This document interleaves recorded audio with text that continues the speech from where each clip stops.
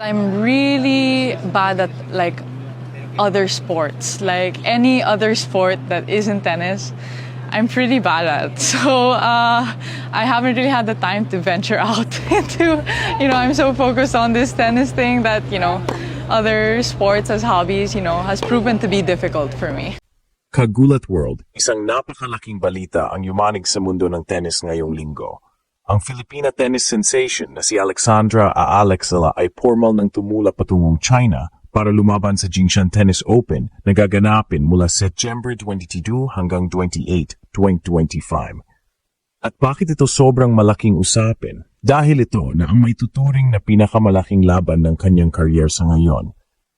Kung titignan ang momentum ni Alex, dahan-dahan ngunit matibay ang kanyang pag-akyat sa world rankings.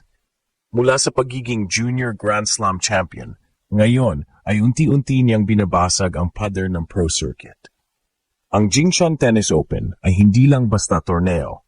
Ito ang magiging sukatan kung kaya na ba ni Alex makapasok sa top 50 ng women's tennis rankings. At kung magtatagumpay siya rito, mas lalo siyang tatatag bilang isang tunay na global star mula sa Pilipinas. Ang pinaka-nakakagulat dito, kahit nakabataan pa si Alex, nakitaan na siya ng matinding maturity at composure.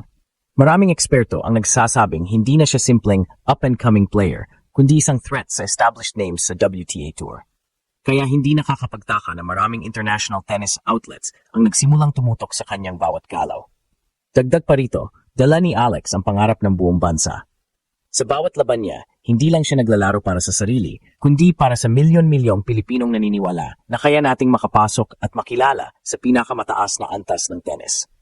Kaya naman, ang kanyang misyon sa China ay hindi lang personal, ito ay laban ng buong sambayanang Pinoy. Sa mga darating na araw, makikita natin kung paano haharapin ni Alex ang pressure, ang mga veteran opponents at ang expectations ng fans. Pero kung may isang bagay na napatunayan na niya, ito ay ang kanyang tapang at determinasyon na kahit gaano kahirap ang daan, lalaban at lalaban siya. Kagulat World, handa na ba kayong masaksihan ang kasaysayan? Sa Jingshan Tennis Open, posibleng magsimula ang pinakamatingkad na yugto ng career ni Alex Ala. Ang tanong, magugulat kaya muli ang buong mundo sa kanyang gagawin? Kagulat World, hindi na bago sa atin ang pangalan ni Alexandra Alex Ala, ang pambato ng Pilipinas sa tennis na patuloy na gumugulat sa mundo. Ngunit ngayong linggo, mas malaki ang bigat ng kanyang bitbit na laban. Ang Jingshan Tennis Open sa China, September 22, 28, 2025, ay hindi lamang isang torneo. Ito ay isang turning point para sa kanyang buong career. Una, pag-usapan natin ang ranking stakes. Sa ngayon, si Alex ay nasa mid-tier ng WTA rankings. Ayon sa mga eksperto, isang malalim na run sa Jingshan, halimbawa, makarating sa semifinals o finals, ay maaring magtulak sa kanya papalapit o direkta sa top 50 world ranking. Para sa isang atleta na galing sa bansa kung saan hindi mainstream sport ang tennis, ito ay tunay na makasaysayang hakbang. Ang tagumpay na ito ay hindi lamang para kay Alex, kundi para sa buong Pilipinas na sabik na makita ng Pinoy sa pinakamataas na entablado ng tennis. Pangalawa, tingnan natin ang competition. Hindi biro ang mga makakalaban ni Alex. Sa Jingshan, makakasagupan niya ang mga mid-ranked at ilang top-tier players na gutom din sa puntos. Ang torneo ay kilala bilang springboard para sa mga rising stars na gustong pumasok sa elite level. Kaya bawat match dito ay parang finals. Matindi, puno ng pressure at hindi pwedeng magpabaya. Ngunit kung may ipinakita si Alex nitong mga nakaraang buwan, ito ay ang kanyang kakayahang manatiling kalmado at mag-adjust laban sa iba't ibang playing styles. Pangatlo, ang preparation at maturity ni Alex. Sa edad na 20, hindi na siya itinuturing na teen sensation lamang. May mga taon na siyang pinagdaanan sa pro circuit na kalaban ang mas matatanda, mas malalaki at mas eksperyensadong kalaban. At bawat pagkatalo niya noon ay naging pundasyon ng kanyang paglakas ngayon. Ang kanyang team, mula sa coaches hanggang sa fitness staff, ay sinigurado ang kondisyon niya bago ang Jingshan. Physically sharp, mentally tough, at emotionally grounded. Pang-apat, ang symbolism ng laban na ito. Ang pagpunta ni Alex sa China ay hindi lang basta paglahok. Ito ay isang mensahe, handa na siyang sumabak sa mas malalaking entablado.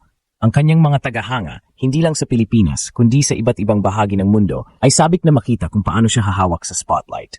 Kung iisipin, bawat hampas ng raketa ni Alex ay may kasamang kwento ng sakripisyo, disiplina, at pangarap na hindi lang kanya, kundi ng isang buong bansa.